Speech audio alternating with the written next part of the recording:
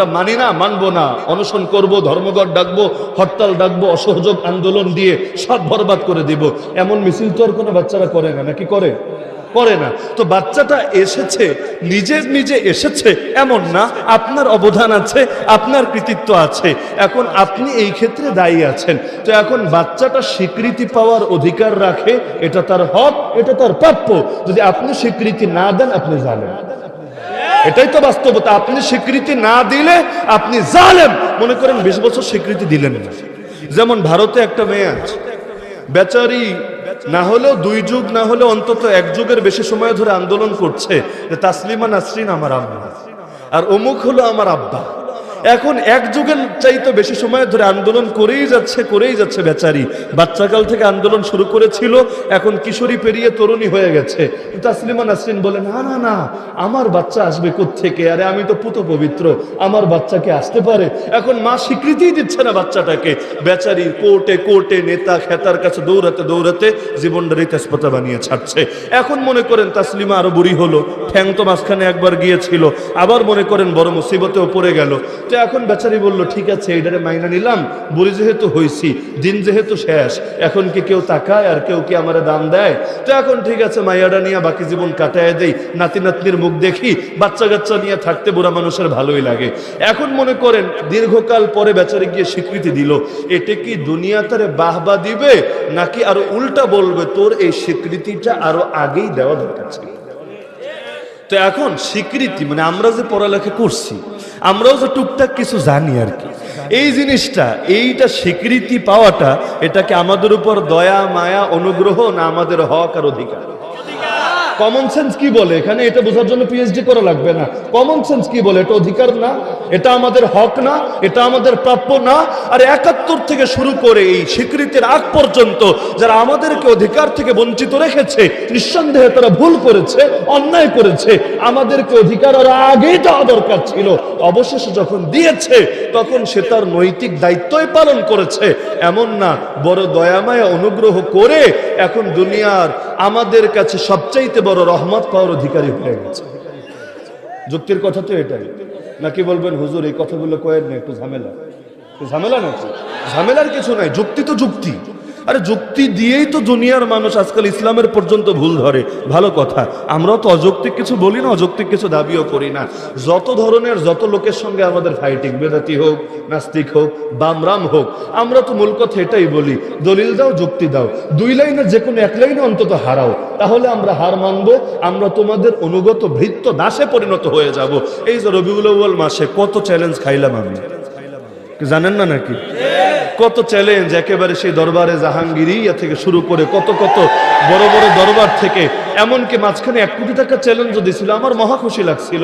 আর 1 কোটি টাকা একসঙ্গে রাখলে কেমন দেখা যেত আমি জানি না। আসলে জীবনে আমি একসঙ্গে 1 কোটি টাকা দেখি নাই, আদৌ দেখতে পারবো কিনা তাও জানি না। যখন দিল 1 কোটি টাকার চ্যালেঞ্জ, তাও কে? ওহাবি থেকে সুন্নি হওয়া বক্তা, শুনতে ভালোই লাগে। তো এখন আমার অনেক ভালো লাগলো, আলহামদুলিল্লাহ।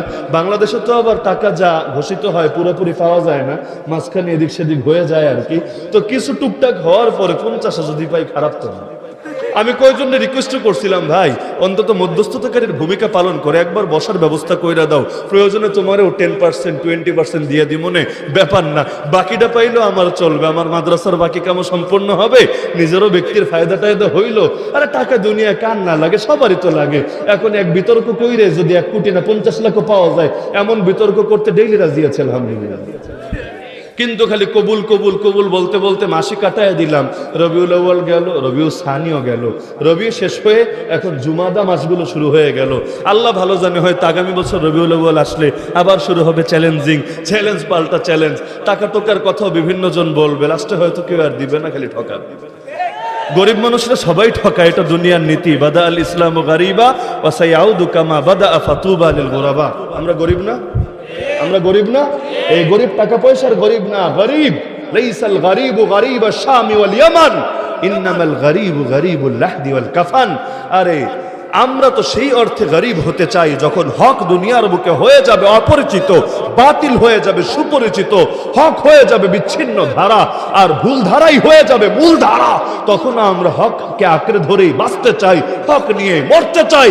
এটা দুনিয়া আমাদেরকে সাম্প্রদায়িক বললে বলুক, এটা দুনিয়া আমাদেরকে চরমপন্থী বললে বলুক, এতে দুনিয়া আমাদেরকে কট্টরপন্থী আর মৌলবাদী বললে বলুক, আরে মূল যারা আঁকড়ে ধরে তাদেরকেই যদি মৌলবাদী বলে, আল্লাহর কসম করে বলতে পারি 1000 বার মৌলবাদী শব্দ আমরা শুনতে রাজি আছি, তবুও ইসলামের মূলকে ছেড়ে মডারেট হতে রাজি না।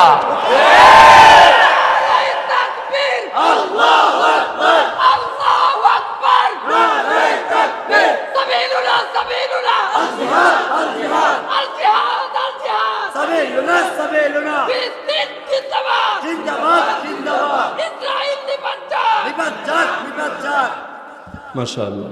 তো আলেম মানে জ্ঞানী, কিন্তু শাব্দিক অর্থ দিয়ে আসলে আলেম বোঝানো যায় না। এজন্য আমার এত উদাহরণ দিয়ে ব্যাখ্যা ট্যাখ্যা করে বোঝাতে হচ্ছে। শাব্দিক অর্থ দিয়ে যদি ইসলাম চলতো, কষ্ট করে নামাজ না পড়ে খালি হাত তুলে দোয়া করে দিলেই চলতো। কারণ সালাতের শাব্দিক অর্থ কি? আসসালাতু ফিল লুগাতি আদ-দুআ। তো এখন দোয়া করতে কি লাগে? সবাই মিলে হাত তুলে একটা মোসা দিয়া দিবেন, দোয়া করে না বাঙালি? সালাম ফিরে কিছু বলুক না বলুক, শেষ, দোয়া শেষ। অথবা শুরুই করবে আল্লাহুম্মা আমিন। আল্লাহুম্মা আমিন মানে আল্লাহ কবুল করো। আল্লাহ কি কবুল করবা? আমি কিছু কই তো নাই, তুমি কি কবুল করবা? তো এখন এই দোয়া তো কত সহজ ব্যাপার। এখন দোয়া হলো সালাতের শাব্দিক অর্থ, কিন্তু আমরা সালাত বললে তো দোয়া বুঝি নাকি? না নামাজ বুঝি? দোয়া বুঝি না নামাজ বুঝি? কারণ ডিকশনারি দিয়ে ইসলাম চলে না। ইসলাম চলে রাসূলের ব্যাখ্যা দিয়ে, ইসলাম চলে সাহাবীদের কর্মপন্থা দিয়ে, ইসলাম চলে উম্মার সর্বস্বীকৃত পথ আর পদ্ধতি দিয়ে। ব্যাকরণে কি আছে সেটা মুখ্য না, আল্লাহ এবং তার রাসূল কি বুঝিয়েছেন সেটাই মুখ্য। যাকাত মানে লম্বা হওয়া, যাকাত মানে বৃদ্ধি পাওয়া, যাকাত মানে পবিত্র হওয়া। আমরা যাকাত মানে এটা বুঝি না লম্বা হয়েছে, পোলাটা আগে খাটো ছিল, মাঝখানে হঠাৎ করে লম্বা হয়ে গেছে, মোটামুটি আধা ফিট লম্বা হয়েছে, তা আমরা বলি না পোলাটায় জাকাত দিছে। আমরা তখনই বলি জাকাত দিয়েছে যখন সম্পদের 2.5% হাওলানুল হাউল বছর পূর্তির পরে আল্লাহর রাস্তায় দান করেছে। একইভাবে হজ মানে হলো ইচ্ছা করা, হজ অর্থ ইচ্ছা করা। এখন দুনিয়া ইচ্ছা তো সবাই করে। আপনি খাইতে যাবেন আগে ইচ্ছা করে নিবেন, আপনি ঘুমাতে যাবেন ইচ্ছা করবেন, বউর লগে মেলামেশা করবেন ইচ্ছা করেই তো করবেন। অনিচ্ছায় ভুলে ভুলে তো আর হয়ে যাবে না, ইচ্ছার মাধ্যমেই হবে। এখন যে যা ইচ্ছা করেছে তারই কি হাজি আর আলহাজ বলা যাবে নাকি? বরঞ্চ যে ইচ্ছা করে যাবে আল্লাহর ঘরে, সেখানে গিয়ে তওয়াফ করে সাই করে হজের সকল বিধানগুলো উকুফ আরাফা মুজদালিফা সব করে পরবর্তীতে যে ফিরে আসবে তাকেই তো হাজি আর আলহাজ বলা হবে। জিহাদ মানে চেষ্টা করা, মেহনত করা, সংগ্রাম করা, সাধনা করা, বাদলুল উসি ওয়া তাকা। এখন রিকশাওয়ালাও তো বহুত মেহনত করে, ভ্যানওয়ালার চাইতে বেশি মেহনত কে করে? মাটি যারা কাটে ওরা যেই পরিমাণ কষ্ট করে, আমি হুজুর সারা জীবনে এত কষ্ট হয়তো করি নাই। তো এখন যদি কষ্ট এই অর্থকে দেখেই জিহাদ আর মুজাহিদ চিনতে হয়, যারা মাটি কাটে এদের চাইতে বড় মুজাহিদ কে আছে? কিন্তু জিহাদ বলতে আমরা এটা বুঝি না, মুজাহিদ বলতে এদেরকে বুঝি না, বরং সবগুলোর আমরা সরেই অর্থ বুঝি। হিজরত মানে ত্যাগ করা। তা আপনিও তো জীবনে কত কিছু ত্যাগ করে বসে আছেন। হয়তো আপনার চালাতে মনে হচ্ছে আইফোন, আপনি কিনে রেখেছেন এমনি একটা ওই ওয়ালটন, তো এখন আইফোনের জায়গায় ওয়ালটন কিনে রেখেছেন, টাকা হয়তো আছে। এই যে ত্যাগ করেছেন, ত্যাগের মানসিকতা নিয়ে বেড়ে উঠেছেন, আপনাকেই তো মুহাজিরে, এটার নাম কি, দারোরা, মুহাজিরে দারোরা আপনারে বলতে হবে। তো এখন এই যে হিজরত আর মুহাজির এই শব্দ দিয়েও শাব্দিক অর্থ বুঝি না, শরীয়তের অর্থ বুঝি। তো এলেম আর আলেম দিয়ে কি বুঝবো আমরা? এখন এলেম মানে জ্ঞান, আর এলেমের আধুনিক অর্থ হলো সায়েন্স মানে বিজ্ঞান। এলেম অর্থ কি? বিজ্ঞান। ওলামা বলতে বিজ্ঞানী বুঝায়। আপনি দেখবেন আধুনিক আরবি যে পত্রপত্রিকা আছে এখানে দেখবেন বিভিন্ন বিষয়ের বিজ্ঞানী বুঝাতে ওলামা শব্দটা ব্যবহার করে। তো এখন এলেম মানে জ্ঞান, এলেম মানে বিজ্ঞান, আলেম আর বহুবচন ওলামা, আলেম ওলামা মানে জ্ঞানী, আলেম ওলামা মানে বিজ্ঞানী। এখন যদি বলেন শাব্দিক অর্থের বিবেচনায় আলেমরা হবে সমাজের নেতা আর জাহেলরা হবে তাদের অনুসারী, বলবেন হুজুর সমাজ তো ঠিকই আছে, কারণ যারা নেতৃত্ব দিচ্ছে তারাও তো জ্ঞানী বটে, এসএসসি পাস করুক আর এইচএসসি পাস করুক অথবা বিসিএস দিয়ে ক্যাডারই হোক, তারা তো নেতাই বটে, জ্ঞানীও বটে। তাহলে হাদিসের সঙ্গে সংঘর্ষটা কোথায় বেঁধেছে? এমন চিন্তা আছে নাকি কারো মধ্যে? জ্ঞানী আবু জাহালও ছিল, সন্দেহ নেই। আবু জাহালকে আল্লাহর নবী হওয়ার আগে, অর্থাৎ তার অতীতের 40 বছরে আবু জাহালকে বলা হতো আবুল হাকাম। তার মূল উপনাম এটাই ছিল, কি ছিল? আবুল হাকাম। এখন যার যেটা নাম সেই নাম তো আর অস্বীকার করা যায় না। আমাদের সিলেটে এক ব্যক্তি আছে, নির্বাচনেও দাঁড়িয়েছিল গতবার, এবার দাঁড়িয়েছে কিনা আমি জানি না। বেচারার নামটা আমার মুখে আনতেও শরম লাগে, নাম হলো নুনু ভাই। এখন তারে নিয়ে মিছিল করে, আপনার ইউটিউবে সার্চ করলে হয়তো পাবেন। নুনু ভাইয়ের চরিত্র ফুলের মতো পবিত্র, আগামী নির্বাচনে ভোট দাও নুনু ভাইকে। আবার সামনে সামনে সে হেঁটে যাচ্ছে, মানে পিছনে যে এই শব্দ তার নামে উচ্চারণ করছে, এটা আমি বানিয়ে বলছি না, আপনি সার্চ করে দেখেন। যদি মনে হয় বানিয়ে বলছি মজা দেওয়ার জন্য, আমার চ্যালেঞ্জ করেন। তো এখন বেচারার নামই এইটা, তো যার নাম এই ভাই, তারে কি বলবে? মাথা ভাই, নাক ভাই, চোখ ভাই, কান ভাই, এটা তো বলবে না। যার নাম যেটা তারে তো সে নামে ডাকবে, এটাই স্বাভাবিক। তো এখন আবুল হাকাম, তারা এই নামে চিনত সবাই, এটাই তার উপনাম হয়ে গেছিল। নাম ভিন্ন জিনিস, উপনাম ভিন্ন জিনিস, উপাধি ভিন্ন জিনিস। উপনাম মানে এটা মূল নাম না, তবে লোকে এটা বললে এটাই চেনে। এক এক প্রাণীর নাম বললেও লোকে এক এক গোষ্ঠীরে চেনে। যেমন টাইগার বললে সবসময় ওই সুন্দরবনের ওইডারে বোঝে না, যারা মাঠে ছক্কা মারে এদের বোঝে। আবার কোকিল কণ্ঠস্বর আজকে আমাদের সামনে বয়ান করেছেন কোকিল কণ্ঠস্বর, তখন কেউ বুঝবে না যে কোকিল পাখি আইসা মাইকের সামনে কতক্ষণ গান টান গায়ে চলে গেছে, বরং বুঝবে একজন বক্তা আসছিল যার গলা দিয়া মধু ঝরে, সেই হুজুর বয়ান করেছে। এমনটা হয় নাকি হয় না? তো এখন দেখবেন কারো নাম চিতা, কারো নাম হায়না, কারো নাম সাপ, কারো নাম বাঘ, এগুলো গর্বের বিষয়। কারো নাম কাক, এক একজনের এক এক রকম নাম হয় আর কি। তো এখন ওই শব্দটা বললে লোকের মাথা ওইটাই আসে। যেমন আমি যদি বলি মুরগি চোরা, এমনি একটা শব্দ বললাম আর কি, মুরগি চোরা। তো মুরগি কি দারোরায় কেউ চুরি করে না নাকি? চান্দিনায় কেউ চুরি করে নাকি? করে। আরে শিয়ালা তো মুরগি চোরা, খাডাসও তো মুরগি চোরা। এরা রাইতে এসে চুরি করে মুরগি নেয় নাকি? নেয় না। কিন্তু আমি যদি বলি মুরগি চোরা, তাহলে সবার আগে কিন্তু একজনের ছবি আপনার কল্পনায় ভেসে উঠবে। তো সবসময় নাম বলা লাগে না। আল কিনায়াতু আবলাগু মিনাস সারি, কখনো কখনো ইঙ্গিত এটা স্পষ্ট বলার চাইতেও বেশি তাৎপর্যপূর্ণ, বালাগাত মণ্ডিত, সাহিত্য মণ্ডিত হয়ে যায়। লালবাগের এক প্রখ্যাত মুহাদ্দিস ছিলেন, আমি নাম বলবো না, আগের ঘটনা যেহেতু। মাঝখানে আবার কার নাম বলে কার ঝামেলার কারণ হই না, কার ওয়ারিসদের বিব্রতবোধের কারণ হই, আল্লাহ ভালো জানেন। তো এখন একবার সমাবেশ করতে গিয়েছেন। আগেকার আলেমরা যারা রাজনীতিও করেছেন, বহুত কোরবানি দিয়ে রাজনীতি করেছেন। এক একজনের জায়গা জমি বেচে বহুত কোরবানি করে টাকা পয়সা গড়তে তো পারেনি নাই, উল্টো নিজের যা ছিল সব খুঁয়ে শেষ করেছেন। মুফতি আমিন রহমতুল্লাহ আলী সারা জীবন রাজনীতি করেছেন, মৃত্যুর সময় কি রেখে গেছেন দেখেন। অথচ আল্লাহর বান্দা চাইলে বহুত কোটি কোটি টাকা কামিয়ে যেতে পারতেন। এই যোগ্যতা, এই প্রতিভা আল্লাহ তারে দিয়েছিলেন। তো এখন গিয়েছেন সমাবেশ করতে, পুলিশ সেখানে এসেছে সমাবেশ বন্ধ করে দিবে। আচ্ছা, আরেকবারের ঘটনা বলি। সেইবার এখন এমন কিছু কথা তিনি বলবেন, যে কথাগুলো বললে তার উপর বড় রিস্ক আসবে, ঝুঁকি আসবে, মামলা হামলাও হয়ে যেতে পারে। এখন তিনি মাইক হাতে নিয়ে বললেন যে আমি তো রাজনীতি ওইভাবে করি না, আমি যদি ওই রকম জাতীয় নেতা হতাম তাহলে আমি আজকে ওদের ওই জিনিসের প্রতিবাদে এই কথাগুলো বলতাম। এই কথাগুলো বলতেন বইলে অনেকগুলো কথা বলে দিচ্ছেন, বড় ডেঞ্জারাস কথা। লাস্টে গিয়ে বলেছেন, তবে আমি যেহেতু এটি করি না, এর লেগে বাক্যটি কইলাম। কিন্তু মাঝখানে কিন্তু যা বলা সব বলা হয়ে গেছে। তো শুরুতে আর শেষে একটা ফিনিশিং দেওয়ায় 7 গুণ মাফ হয়ে গেছে, কিছু বলার নাই। আমাদের চোখের সামনে একবার হলে এক মাহফিল প্রশাসন বন্ধ করে দিবে, মাহফিল হতেই দিবে না, তবে অনুমতি দিছে, হুজুর দোয়া করে দেন। দোয়া তো আমাদেরও লাগে, আমরাও হাত তুলছে, দোয়া করে দেন। এখন হুজুরের বয়ানই করতে দিবে না, তো দোয়া যেহেতু করতে দিয়েছে আর সমস্যার কি আছে। হুজুর হাত তুলেছেন, হাত তুলে মোটামুটি বেশি না মাত্র 40 মিনিট দোয়া করেছে। এখন বয়ানের মধ্যে বাক্য যা যা বলা লাগতো একটাও বাদ রাখেন নাই, সব দোয়ায় বইলা বইলা আল্লাহ কবুল কইরা নিও, আল্লাহ কবুল কইরা নিও, আল্লাহ কবুল কইরা নিও, কোনো কিছুর বাদ নাই, দুনিয়া সব বলে দিয়েছেন। তো টুকটাক বুদ্ধি না থাকলে কি আর ফিতনার দুনিয়া চলা যায়? তো এখন ইলম মানে জ্ঞান, আলেম মানে জ্ঞানী বা বিজ্ঞানী, কিন্তু ইসলাম এই অর্থ দিয়ে চলে না। ইসলাম জ্ঞানের বিশেষ একটা অর্থ বোঝে, সেই অর্থ বুঝতে চাইলে আবু জাহাল নামটাই যথেষ্ট। আবুল হাকাম মানে মহাজ্ঞানী, এতকাল তাকে আবুল হাকামে বলা হয়েছে, কত কবিতাও তাকে নিয়ে রচিত হয়েছে, আবা হাকামিন ওয়াল্লাতি লাউ কুনতা শাহিদা। কিন্তু ইসলাম আইসা তারে আবুল হাকাম বলে নাই, নবী তারে আবুল হাকাম বলেন নাই, কি বলেছেন? আবু জাহাল। আবুল হাকাম মানি মহাজ্ঞানী, আর আবু জাহাল মানি মহামূর্খ। এক হলো না ভিন্ন হলো? এতকাল যারা লোকে চিনত মহাজ্ঞানী বলে, আপনি এবার তারে এসে বললেন মহামূর্খ। ধরেন এতকাল লোকে যারা চিনত সবচাইতে সাহসী বলে, যেমন সবাই চিনত বাঘ বলে, আপনি এসে নাম দিলেন শিয়াল। উল্টা হবে নাকি হবে না? মানুষ মাইন্ডে নিবে নাকি নিবে না? তা আবুল হাকাম রে আবু জাহাল বললে রাগ করবে না? অবশ্যই করবে। তার মন ভাঙবে না? অবশ্যই ভাঙবে। এখন বলবেন হুজুর মন ভাঙা মসজিদ ভাঙা তো সমান।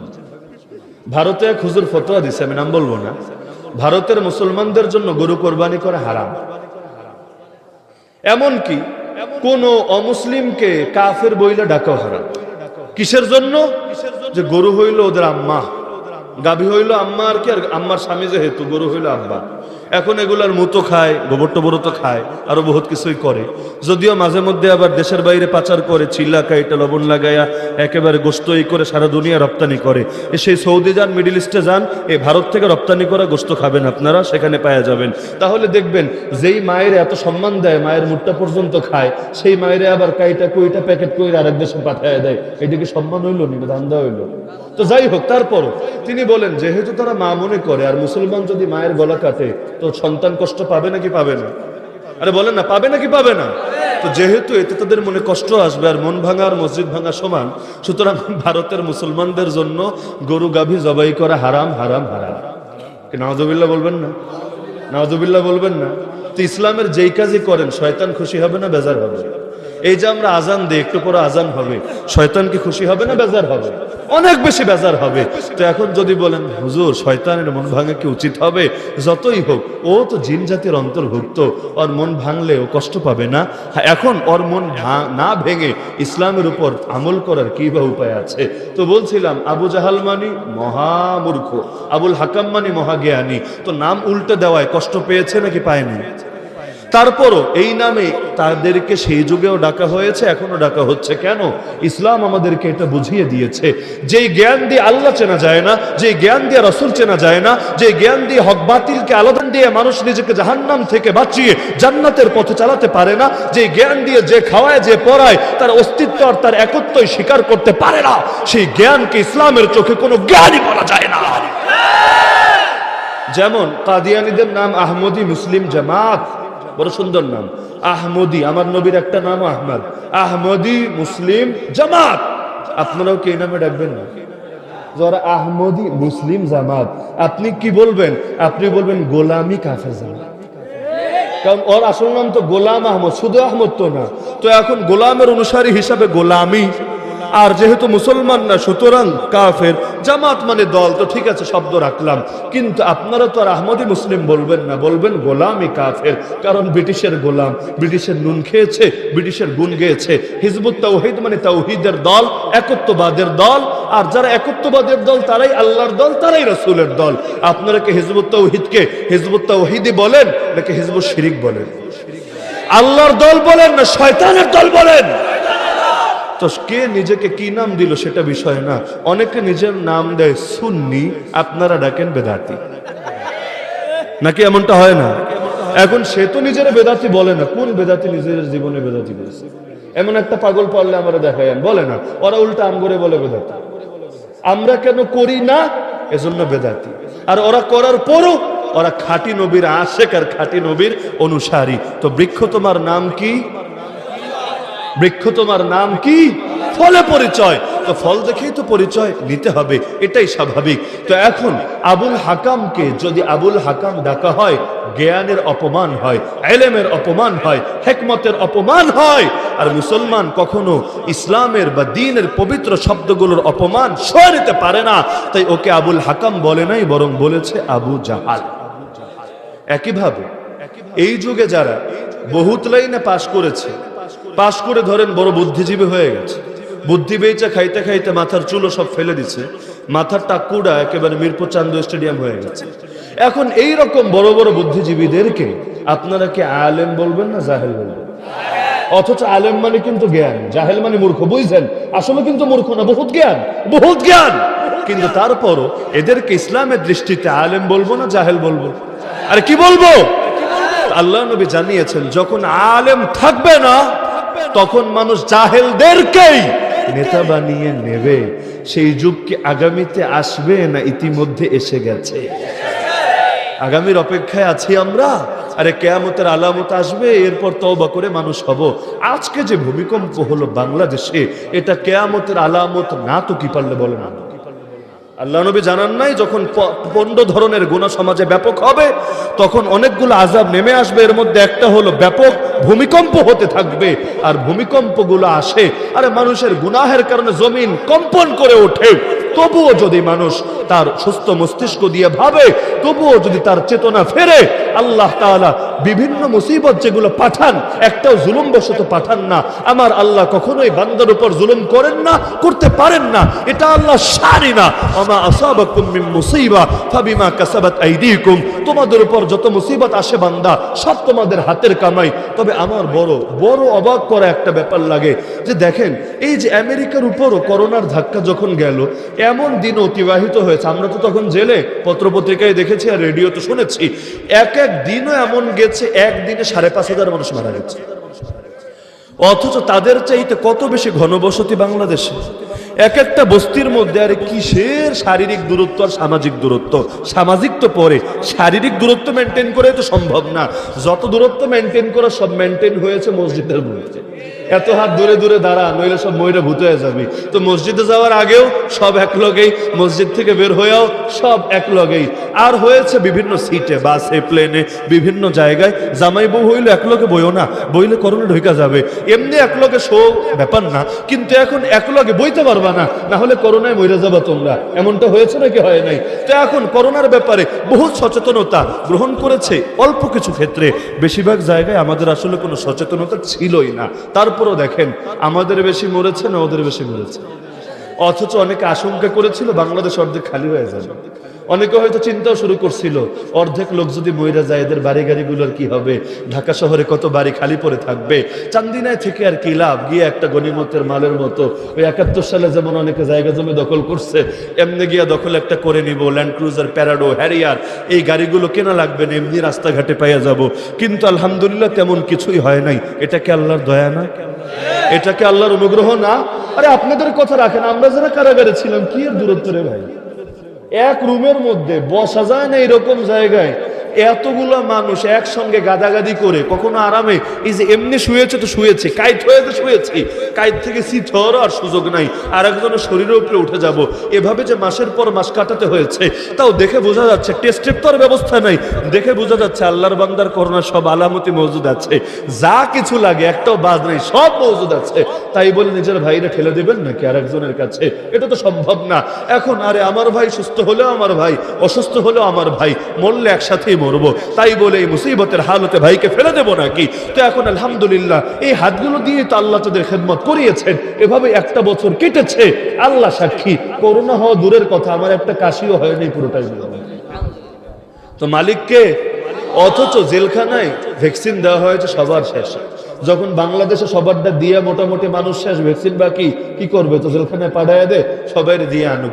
আমি জেল থেকে বের হওয়ার অল্প কয়েকদিন আগে জেলে মাত্র ভ্যাকসিন ঢুকেছে, অথচ আমরা যখন জেলে যাই তার আগেই বাংলাদেশে করোনা দিয়ে ভরে গেছে। তাহলে যেই টাইমে ভ্যাকসিন গেছে রাগ কইরে অনেকে দেয় নাই, পুরো কাহিনী শেষ, খেলা শেষ। এখন আসছো তুমি আমার হাতে বল ব্যাট দিতে, এর চাইতে হাস্যকর বিষয় কি হয়?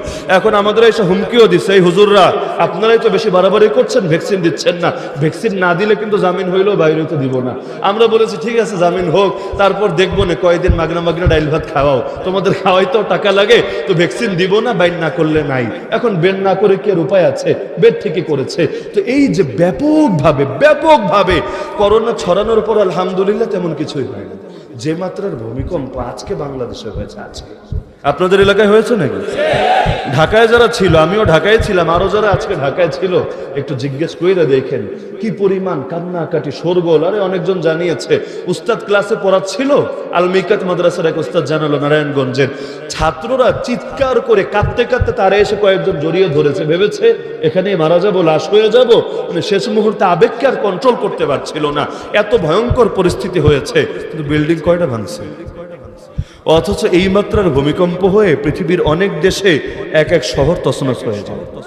আমার কাছে কেন যেন মনে হয় এগুলো এখনো পর্যন্ত এই দেশে এই যে হাজার হাজার মাদ্রাসা আছে, মাদ্রাসাগুলোর মধ্যে মাসুম বাচ্চাগুলো রাতের বেলা উঠেও যখন দুনিয়ার লোকেরা ব্যাপকভাবে লুকিয়ে লুকিয়ে পাপে মেতে থাকে, উঠে আল্লাহর সামনে জায়নামাজটা বিছিয়ে কাঁদতে থাকে, কোরআন তেলাওয়াত করতে থাকে, তাদের তেলাওয়াতে, তাদের তাসবিহে, তাদের সালাতে আরে গোটা জমিনের মধ্যে অন্য ধরনের পরিবেশ হতে থাকে। এগুলোর অবদান ওমা কান আল্লাহু লিউআযিবাহুম ওয়া আনতা ফীহিম ওমা কান আল্লাহু মুআযিবাহুম ওয়া হুম ইস্তাগফিরুন। কোরআন বলেছে যতদিন মানুষ ইস্তেগফার করবে, ক্ষমা প্রার্থনা করবে, আল্লাহ আযাব দিয়ে সবাইকে ধ্বংস করবে না। আর এই ছাত্ররা তো সেই ছাত্র যাদের জন্য গর্তের পিঁপড়া থেকে শুরু করে সমুদ্রের মাছ পর্যন্ত, জল আর স্থলের প্রতিটা প্রাণী, প্রতিটা মাখলুক দোয়া করতে থাকে। শুধু তাই না, আসমানের ফেরেশতারাও এদেরকে দেখলে সম্মান দিতে গিয়ে এক ব্যাখ্যা অনুসারে ডানা বিছিয়ে দেয়, আর এক ব্যাখ্যা অনুসারে ডানা মেলে মেলে উড়ে যায় না, ডানাটা গুটিয়ে নেয় সম্মানার্থে। আর যাদের জন্য দোয়া করে জল আর স্থলের প্রতিটা প্রাণী যাদেরকে সম্মান দেয়, কুল কায়নাত এমনকি আসমানের ফেরেশতারাও দুনিয়ার 2 পয়সার নাস্তিক আর বানরামরা তাদেরকে মূল্য দিলেও কিছু আসে যায় না, না দিলেও কিছু আসে যায় না। কিন্তু এরা যতদিন থাকবে এদের ওসিলায়, এদের বরকতে কোরআন থাকবে, আল্লাহর বরকতময় নাম থাকবে। আর যতদিন জমিন আল্লাহর নাম উচ্চারিত হবে, না আসমান ধ্বংস হবে, না জমিন ধ্বংস হবে, না ব্যাপক আযাব আসবে। আল্লাহ বারবার বারবার বারবার জাতিকে হেফাজত। কিন্তু কয়জনের মাথায় থাকে এদের কারণে আমরা বড় দুর্যোগ থেকে, বড় মুসিবত থেকে বেঁচে যাই আলহামদুলিল্লাহ। আর এটা বুঝতে কি পিএইচডি করা লাগে? করোনায় বাংলাদেশের অধিকাংশ কওমি মাদ্রাসা খোলা ছিল, এটাই বাস্তবতা, খোলা ছিল। তো এই যে মাদ্রাসাগুলো খোলা ছিল, কয়জন ছাত্র মরেছে করোনায়? কয়জন? জুবায়ের আহমদ আনসারী রাহমাতুল্লাহি আলাইহি, কোরআনের পাখি, বাংলাদেশের শ্রেষ্ঠতম একজন মুফাসসিরে কোরআন, তার জানাজায় যারা শরীক হয়েছিল, এত পরিমাণ কষ্ট তাদেরকে দেওয়া হয়েছে। 14 দিন পর্যন্ত ঘরগুলোকে সিলগালা করে রেখেছে। এমনকি যে অফিসাররা থানায়ও দায়িত্বে ছিল, দিনের মধ্যে সবাই বদলি করে দিয়েছে। যে এত লক্ষ লোক এই ভয়াবহ করোনায় তার প্রথম ধাক্কার মধ্যেই এসে একত্রিত হলো। এখন কি হবে? 14 দিন পর পরীক্ষা করে দেখলো একজনেরও করোনা। ভাবতে পারেন আপনি ব্যাপারটা? তো এটাকে কোনো কাকতালীয় ব্যাপার বা নিজের একটা ফাঁকা দাবি মনে করেন না, বরঞ্চ বাস্তবতায় এর পক্ষে জ্বলন্ত প্রমাণ। তো এখন জ্ঞানী কাদেরকে বলে? আরে দুনিয়ার মানুষ চিনতে ভুল করতে পারে, পিঁপড়াও চেনে, মাছও চেনে, আসমানের ফেরেশতারাও চেনে। তো জ্ঞানীরা যখন নেতৃত্ব দেয় না, জাহেলরা নেতৃত্ব দেয়। আর জাহেলরা নেতৃত্ব দিলে তখন আলেমদেরকে কারাগারেই দিন কাটাতে হবে। কারণ আলেম আলেমের কদর বুঝবে, জ্ঞানী জ্ঞানীর কদর বুঝবে, মূর্খ জ্ঞানীর কদর বুঝবে না। এটাই স্বাভাবিক। আল্লাহ নবীর কদর ওই গ্রাম্য বেদুইনরা বোঝে নাই। এমনকি যাদের কেউ কেউ কালেমা পড়েছে তারাও পর্যন্ত অনেক সময় না বুঝে নবীকে কষ্ট দিয়েছে। যেমন একবার নবী উটের পিঠে চড়ে যাচ্ছিলেন, একটা ডাক দিয়ে বসলো, ইয়া মুহাম্মদ। আর ডাক দিয়ে কোনো দেরি নাই। এখন উট, চলন্ত উট থামাতেও তো একটু সময় লাগবে। আপনি মোটরসাইকেলে যাচ্ছেন, আমি ডাক দিলেই কি লগে লগে দাঁড়াতে পারবেন? সম্ভব না। অন্তত কিছু দূর তো এগিয়ে যাবেনই। বেচারা এত সবর নাই বলেই আল্লাহ নবীর গায়ের চাদর ধরে ফেলে। এখন টান পড়লো পেছন দিক থেকে, অথচ উট এগিয়ে যাচ্ছে সামনে। আল্লাহ নবীর গলায় চাদরটা জড়িয়ে গেল, এমন জোরে ব্যথা পেলেন নবীর গলায় দাগি পড়ে গেল। তবুও নবী একটা ধমকও দিলেন। আরেক বেদুইন এসে মদিনার মসজিদের মধ্যে পেশাব করতে শুরু করে দিল। পেশাব! সাহাবীরাও রাগান্বিত হলেন, তার দিকে চড়াও হয়ে ছুটে যেতে লাগলেন। নবী থামালেন, আরে এখন বাধা দিও না, তার কষ্ট হবে, তার ক্ষতি হবে, আগে কাজ শেষ করুক। ইন্নামা বুইসতুম মুয়াসসিরিন ওয়া লাম তুবআসু মুআসসিরিন। তোমাদেরকে পাঠানো হয়েছে মানুষের সঙ্গে সহজ আচরণ করার জন্য, রূঢ় ব্যবহার করার জন্য না। যখন পেশাব শেষ করেছে নবী বললেন, আফরিগু আলাইহি দালওয়ান মিন মা, এখন গিয়ে এক বালতি পানি ঢেলে দিয়ে আসো। এরপর সেই অবু সাহাবীকে ডেকে বুঝালেন, দেখো এটা আল্লাহর ঘর, এটা জিকিরের জায়গা, ইবাদতের জায়গা, তিলাওয়াতের জায়গা, এটা এই সমস্ত কাজের জায়গা না। এই যে মহাব্বতের নমুনা, দুনিয়ায় কোথাও এটা দেখা যাবে না। আল্লাহ রাসূল সাল্লাল্লাহু আলাইহি ওয়াসাল্লাম নেতা, আর এখনকার সমাজেও থাকে নেতা। আল্লাহ নবীর কাছে যে কেউ এসেও কষ্ট শেখায়াত জানাতে পারত, আর এখন রাস্তায় কষ্ট নিয়ে মরা মরা অবস্থা নিয়ে পড়ে থাকবেন, আইসিইউর রোগী, অ্যাম্বুলেন্সে আটকা। কিন্তু ভিআইপি যাবে, ভিআইপি থাকেন, আটকেই থাকেন, মরলে মরেন গিয়া। আপনার জীবনের কি দাম আছে? ভিআইপির দাম আছে। কত বক্তার মাহফিল ছোটে ভিআইপির পেছনে সিরিয়ালে পড়ে। আমার নিজে ছুটেছে মাহফিলেরও পেরেশান, হুজুর ইজ্জত তো বাঁচে না, মাদ্রাসার বড় ক্ষতি হবে, জলদি আসেন না। মানুষ ভুল বুঝছে, মানুষ ভাবছে দাওয়াত না দিয়ে পোস্টারে নাম দিয়েছি, কি করব এখন? আরে ভিআইপি যাচ্ছে, আমিও ভাই কি করব এখন? উড়ে উড়ে তো তো আসা যায় না। আর ভিআইপির জীবনের দাম আছে, আমাদের মতো মোল্লা মানুষের জীবনের কি দাম আছে? তো কে কারে চিনবে? মূর্খ তো আরেক মূর্খরেই চিনবে। প্রত্যেক মানুষ আরেকজনকে নিজের মতো করেই বিবেচনা করে। ওই ঘটনা জানেন না, শেষ রাইতে দুইজন গেছে পুষ্করির পারে, পুকুরের পারে আর কি। একজন হইল মসজিদের ইমাম সাহেব, তাহাজ্জুদের নামাজ পড়ে নিয়মিত, উযু করার জন্য গেছে। আর এক পাশে চোর একটা, সারা চুরি টুরি কইরা এখন শেষ রাত যেহেতু ঘুমাইতে তো হবে, নাইলে ধরা টরা খাওয়া যাবে। এখন এসেছে সারা রাত, ওই যত শরীরে ময়লা মাটি মুটি ঘাম টাম লেগেছে, একটু ফ্রেশ হয়ে আরামে মজার একটা ঘুম দিবে। এখন ইমাম সাহেব আসলো এক পারে, ওই বাড়ে আর এক পারে। ইমাম সাহেব ওইটারে দেখে বলে, আল্লাহ তোমার দুনিয়া কত প্রশস্ত, আমি একাই শুধু তাহাজ্জুদ গুজার এমন না, সুবহানাল্লাহ তোমার কত বান্দারা তাহাজ্জুদ পড়ে, আমার ভেতরে অহংকার আসার সুযোগ কোথায়? এই এত এত ইবাদতকারীর মধ্যে আমি নগণ্য একজন ইবাদতকারী, আমার কি মূল্য আছে? তার দিলে বিনয় আরো বেড়ে গেল। আর অপর পাশে চোরটা ভাবে, আরে চোর দেখে আমি একা না, আগে তো ভাবছিলাম আমরাই মনে হয় খালি চুরি টুরি করি, এখন দিয়ে মোল্লার অঙ্গ খাতায় নাম লেখাইছে, নাইলে হুজুর মানুষটি রাইতের বেলা পুষ্করির পারে কি করে? তো এখন দুনিয়ার নিয়ম এইটাই, আরেকজনকে মানুষ নিজের মতো করেই বিবেচনা করে। আর দুনিয়া যার বিবেচনা যেমন, সে তো আরেকজনকে নিজের উপরই কিয়াস করবে, অনুমান করবে, এটাই স্বাভাবিক। এক বাচ্চার অনেকগুলো দাসী ছিল, এর মধ্যে একটা দাসীকে অনেক বেশি মহব্বত করত, বাকিগুলোর চাইতেও বেশি। কারণ বাকিগুলোর ভেতরে মহিলা মানুষ এমনি তো একটু ঈর্ষা পরায়ণ হয়, স্বাভাবিক ব্যাপার। কারো যদি এটা বুঝতে কষ্ট হয়, দুইটা বিয়ে করে দেয়। তো এখন অনেকগুলো দাসী, এখন অন্যদের ভেতরে একটু ক্ষোভ, আরে এই শাকচুন্নি বেডির মধ্যে, ডাইনের মধ্যে কি এমন পাইছে যে এখন এর দিকে এত ক্র্যাশ খেয়ে পড়ে আছে, আমাদের এত রূপ এত গুণ, আমাদের পাত্তা টাত্তা দেয় না, না বিষয়টা ঠিক হচ্ছে না। বাদশারে মনে হয় সে জাদু টাদু করছে, তাবিজ পরাইছে, কিছু একটা হয়েছে, না হলে বাদশা এমন ফাও কাম করে কেন? এখন সমালোচনা বাদশার কেন পৌঁছে গেল। বাদশা ভাবলো মুখের কথাই হবে না, এগুলোরে মুখ দিয়ে বোঝানো যাবে না, থিওরিটিক্যাল জ্ঞান দিয়ে সবকিছু বোঝানো যায় না। তালেবান যে জঙ্গি না, এই বয়ান বাংলাদেশের হুজুররা হাজারবার করেছে। মাওলানা মামুনুল হক সাহেব একবার দুবার না অনেকবারই বলেছে। কিন্তু ওই সময় যারা তালেবানের পক্ষে কথা বলতো, উল্টো তাদেরকে নাস্তিকরা জঙ্গি বলতো।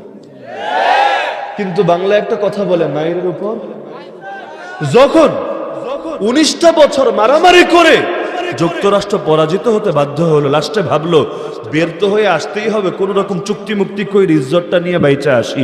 সব তো খুইলেই গেছে শ্রীলঙ্কার প্রেসিডেন্টের মতো, অন্তত চূড়ান্ত ৭০টারে জাঙ্গিয়া দিয়া হইল ঢাইকা মান সম্মান নিয়ে ফিরে আসি। এখন ভাবলো এগুলোকে চুক্তি করি, এখন চুক্তি করতে চাইলে মন তো গলাতে হবে, পাম্পট্টি তো দিতে হবে। এখন যুক্তরাষ্ট্রের সে হোয়াইট হাউস থেকে বিবৃতি ছাপলো, যেটা সারা দুনিয়ার আন্তর্জাতিক গণমাধ্যমে প্রকাশিত হলো, সরি আমাদের ভুল হয়েছে, আমরা তালেবানকে মনে করেছিলাম জঙ্গি, এখন আমাদের বুঝে এসেছে তারা জঙ্গি না, তারা সশস্ত্র স্বাধীনতাকামী বিপ্লবী। 19টা বছরে বুঝলো না, এত লক্ষ লক্ষ মানুষরা মারলো তখন বুঝলো না, সারা দুনিয়ার মুসলমানরা প্রতিবাদ করলো বুঝলো না, যখন ঠ্যাঙ্গানি খাওয়ার মতো খাইলো আর নিজেকে সব গর্ব আর অহংকার চলে গেল, আর বুঝলো দুনিয়ার মানুষও আমাদের আসল রূপ বুঝে ফেলবে, আমরা যে কত দুর্বল, আল্লাহর সামনে আমাদের যে কোনো তুলনাই চলে না। একবার যদি গোটা দুনিয়ার লোক বুঝে ফেলে, আমাদের প্রভুত্ব আর বাকি থাকবে না, ওয়ার্ল্ড অর্ডারও বিশ্ব ব্যবস্থা আমাদের হাত থেকে বেরিয়ে যাবে, আমরা তখন আর সুপার পাওয়ারের অবস্থানে থাকতে পারবো না। তখন বেশ সুন্দর সুন্দর করে বলতে লাগলো। আমার এখন হাসি আসে কি জানেন, আমরা যখন জেলে ছিলাম ওই সময়টাও পত্রিকায় দেখতাম বলে জঙ্গি, যে সরকার হলো আশরাফ গনির সরকার আর জঙ্গি হলো তালেবান, রিপোর্ট করতে এভাবে অমুক কয়েকটা তালেবান জঙ্গি মারা গিয়েছে আর এদিকে সরকারের বাহিনীর এই কয়েকজন আর্মি নিহত হয়েছে, এভাবে তারা লিখতো। কিন্তু এখন লেখে কি জানেন, এখন লেখে তালেবান সরকার। আবার মাঝে মধ্যে ওই যে আইএস বোম্বিং টম্বিং করে এগুলো রেখে যে তালেবান সরকারকে বিপদে ফেলার জন্য আইএস এসে মসজিদে বোমাবাজি করেছে, এরা হলো জঙ্গি।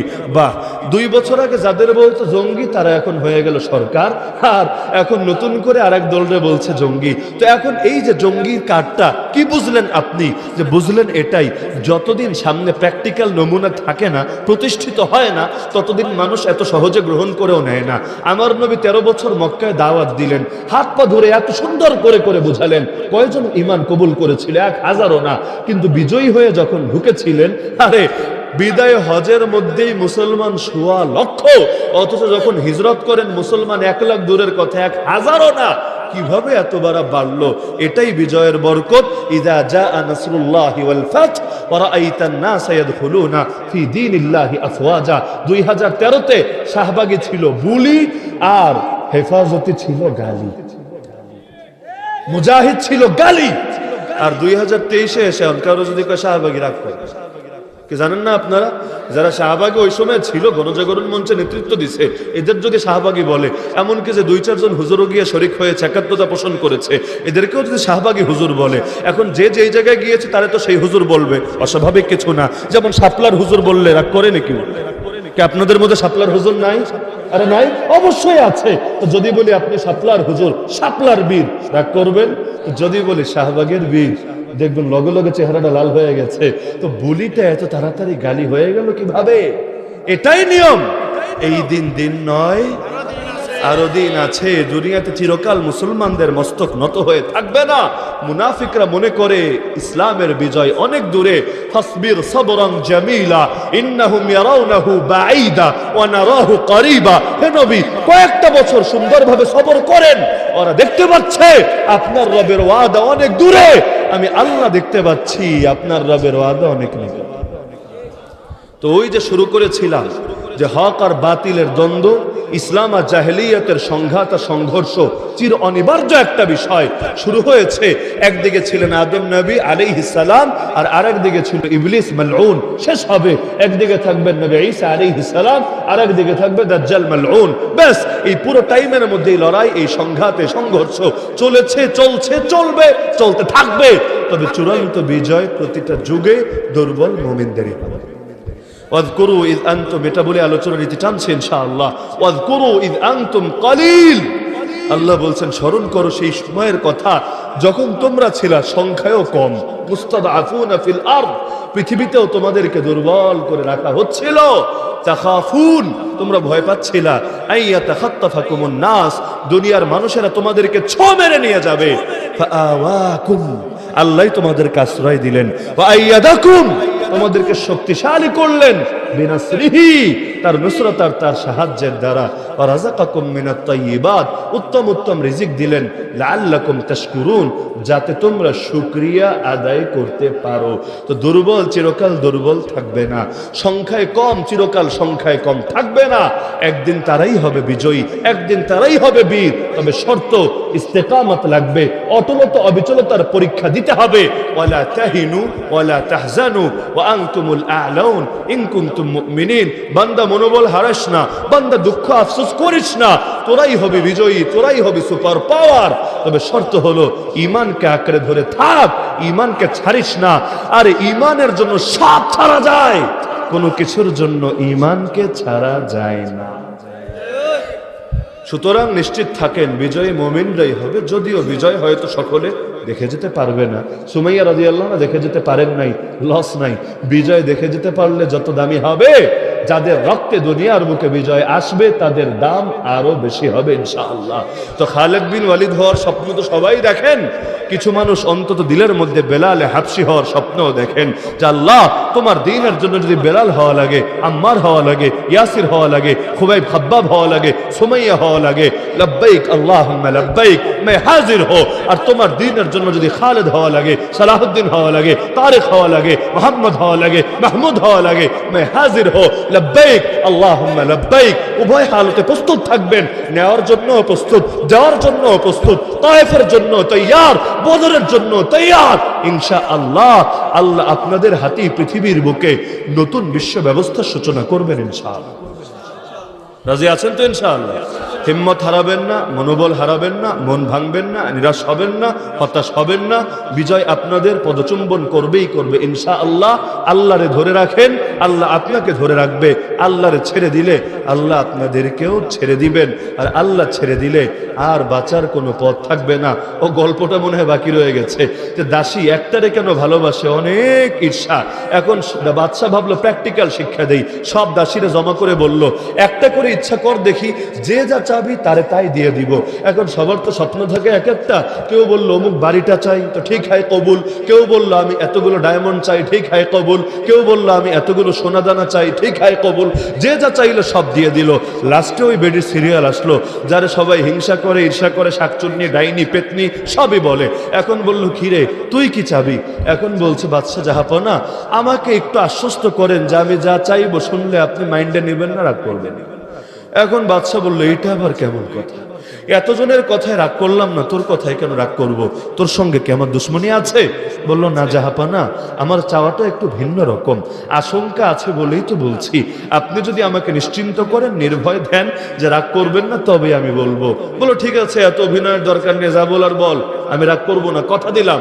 বলল বাদশাহ আমার আপনাকেই চাই। এবার সব দাসী মুখে জিহ্বায় কামড় দিয়ে বসলো। তারা বুঝলো আরে বিষয়টা আর খেলাটা তো অন্য জায়গায়।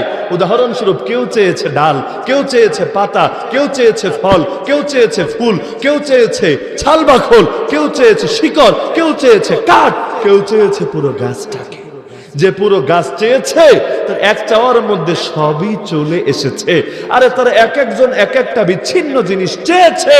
দাসী তো বাদশারই চেয়েছে, বাদশারে যদি পেয়েই যায়, বাদশার মালিকানাভুক্ত যা আছে সবই পেয়ে যাবে। তো দুনিয়ায় কেউ চায় নারী, কেউ গাড়ি, কেউ বাড়ি, কেউ এটা, কেউ ওটা, কেউ চায় আল্লাহরে।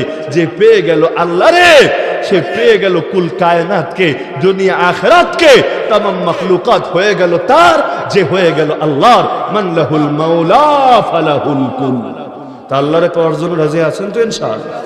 আমাদের লড়াই হবে আল্লাহকে সঙ্গে নিয়ে। আল্লাহকে বাদ দিয়ে লড়াই করলে জীবনেও বিজয়ী হব না। আল্লাহকে নিয়ে লড়াই হবে, আল্লাহকে নিয়ে বাঁচবো, আল্লাহকে নিয়ে মরবো। মৃত্যুর সময় আল্লাহর নাম ডেকে ডেকেই দুনিয়া থেকে যাব ইনশাআল্লাহ।